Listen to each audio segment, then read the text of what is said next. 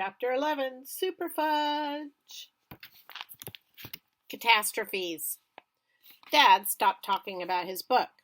I had the feeling it wasn't going very well. Instead, he talked about growing vegetables and how to cook them Chinese style, or about the Princeton University hockey team. He took me to all of their home games. When Jimmy Fargo came to visit, he joined us. "I'm really into violence," Jimmy said. "I think hockey's a great game. It's a lot bloodier than football, and there are more team fights."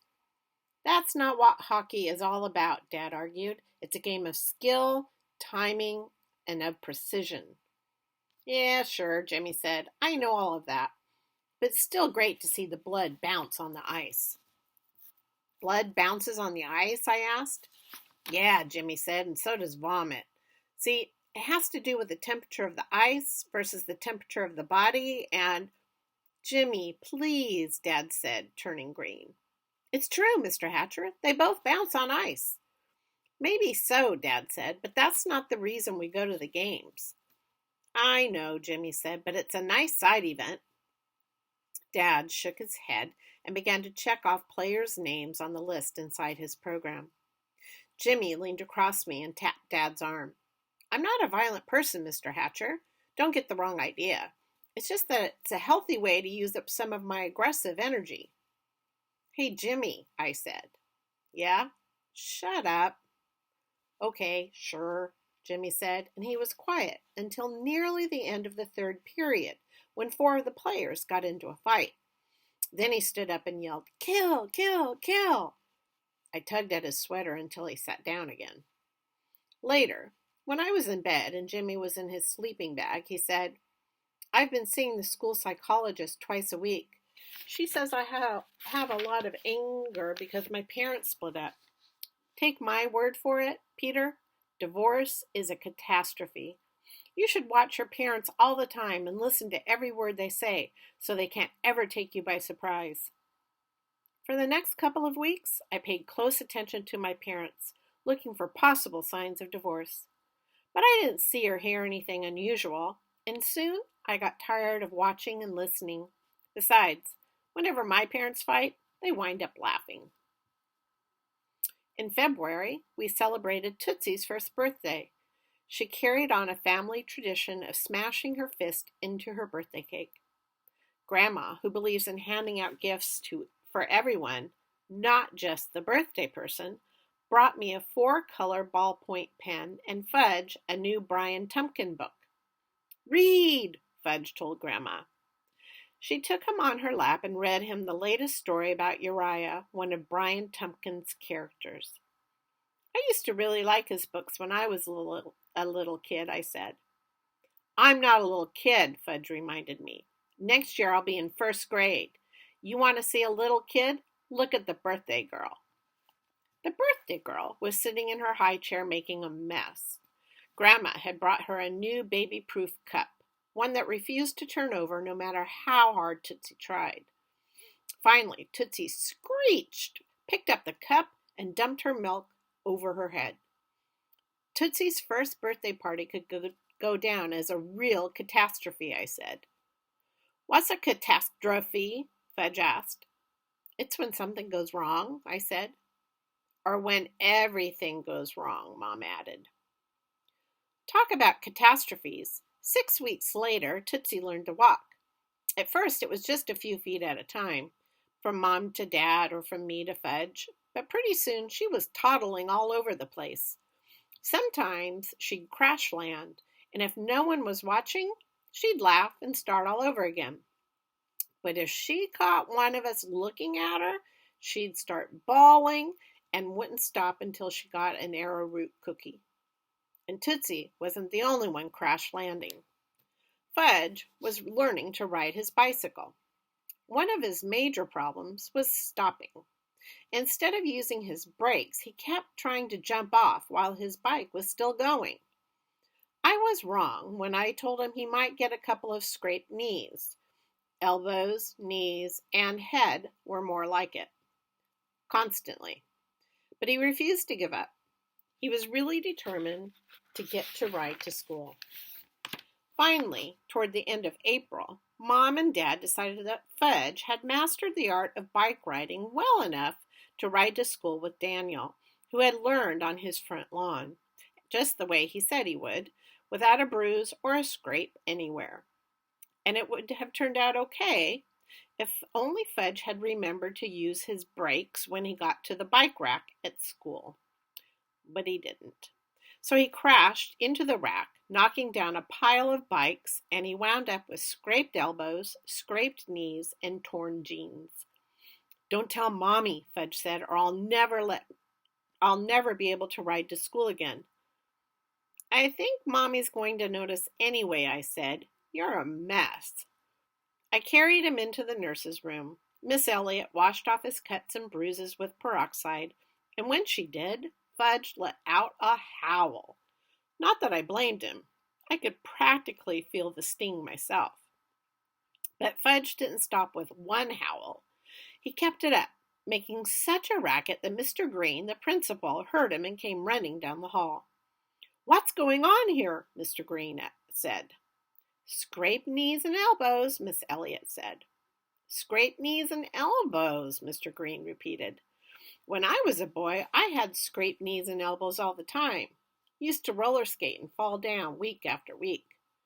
Fudge sniffled and said, "Too bad you weren't any good at it." "Who says I wasn't any good at it?" Mr. Green asked. "You just said you were always falling down," Fudge said. "That's because I took a lot of chances," Mr. Green said. "Now, I want you to hurry back to your classroom because we're having a surprise visitor in a little while." "Who is it?" Fudge asked. "It's a very famous man, someone who writes and illustrates children's books.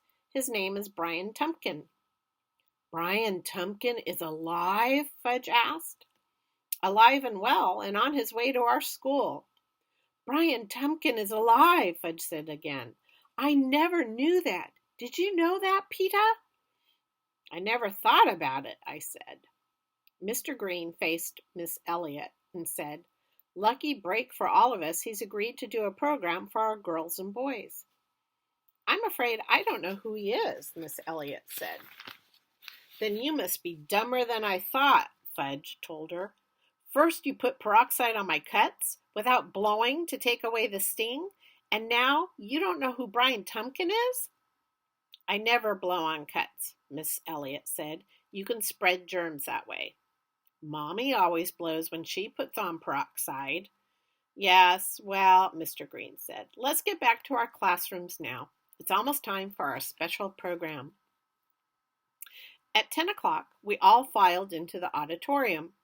Then Mrs. Morgan, the librarian, introduced Brian Tumpkin, telling us that millions of kids have read and loved his books, and how lucky we were that he was able to make a last-minute stop at our school. Brian Tumpkin walked on stage. He was tall, with gray hair and a gray beard. He waved to us. Then he turned and beckoned to someone backstage. "I've brought a friend with me," he said. "Come on, Uriah, hurry up. The boys and girls are waiting for you." Nobody came out on stage, but Brian Tumpkin pretended that Uriah had. He pretended to be holding Uriah's hand, and he kept talking to him as if he were really there. I thought, either this guy is really wacko or he's a great actor. Finally, he looked out at the audience and asked if any of us saw Uriah. Someone down front called out, "I see him." I didn't even have to look. I knew who that voice belonged to. "You see," Brian Tumpkin told the rest of us, "one of you can see Uriah. Come on up here, young man." Next thing I knew, Fudge was on stage. I slid down in my seat. "What's your name, young man?" "Fudge." "That's an unusual name," Brian Tumpkin said. "I know it," Fudge said. "How would you feel about helping me out today, Fudge?" "It's a real privilege," Fudge said. I couldn't believe it. He'd finally learned how to use the word. You could see that Brian Tumpkin was impressed. He said, "Well, it's a real privilege for me, too." "That makes it unanimous," Fudge said. "My, you certainly have an impressive vocabulary," Brian Tumpkin said. "I learn a lot of words at home." That's wonderful. Some of them I'm not allowed to say in school. Some of them my bird can say. His name is Uncle Feather. I slid down lower in my seat. What grade are you in, Fudge? Brian Tumpkin asked. Kindergarten. Who's your teacher? I started out in Rat Face's class, but now I'm in Miss Ziff's class. She's a lot nicer than Rat Face. I covered my face with my hands. Let's get on with our chalk talk now, shall we? Brian Tumpkin said. What's a chalk talk? Fudge asked. I'm going to sit down at my easel, Brian Tumpkin said, walking across the stage. And you're going to describe a person to me. And I'm going to draw the person you describe. Do you think you can do that? Yes, Fudge said. It's a man. Oh, I'll need more help than that, Brian Tumpkin said, picking up a piece of chalk. Is he tall or short? He's tall, Fudge said, and he's got a fat belly that hangs over his pants, and he's mostly bald, but he's got some hair around the edges, and he wears glasses, and he's got a pointy nose and a mustache that curls down around his mouth. Brian Tumpkin was drawing as fast as Fudge was talking, and he's got a crooked front tooth, and his feet are very long, and he walks like this, Fudge said, giving up a demonstration. Like a duck? Brian Tumpkin asked. Yes, Fudge said. All of a sudden, I knew who Fudge was describing, and I wanted to get out of the auditorium as fast as I could. But then Fudge looked out at the audience and called, Where are you, Peter? I can't see you. And I knew that I couldn't get up without having everybody look at me. So I slouched down as low as I could and didn't answer. Peter, can you see me? I let out a groan. Joanne, who was sitting behind me, giggled. I can't find my brother, Fudge told Brian Tumpkin. You'll find him later, Brian Tumpkin said. Now, you haven't told me what this man is wearing. Oh, Fudge said. He's wearing a blue shirt and a tie with stripes and brown pants and brown socks and brown shoes and brown shoelaces. Brown shoelaces, Brian Tumpkin repeated. Okay, there we are. He brushed off his hands and held up the picture. Does he look like anyone you know, Fudge? Yes, Fudge said. Who? Brian Tumpkin asked. Mr. Green, Fudge said. The audience laughed. Brian Tumpkin smiled. Who's Mr. Green? The principal, Fudge said. Now the audience roared. Oh dear, Brian Tumpkin said. Oh my. He put his hand to his mouth, and you could see that he was trying hard not to laugh. Mr. Green went up on the stage then and introduced himself to Brian Tumpkin. They shook hands. Mr. Green said, I think that's a wonderful drawing, and I'd like to have it for my office. Would you sign it for me? Certainly, Brian Tumpkin said. I'm very glad you like it. He signed his name across the drawing and handed it to Mr. Green. Everyone clapped. Then Fudge said, Mr. Green, was this a catastrophe? And Mr. Green laughed and said, Not quite, Fudge, but I'm sure you'll try harder next time. I was sure too. That's the end of chapter 11. See you guys tomorrow with chapter 12. Have a good day.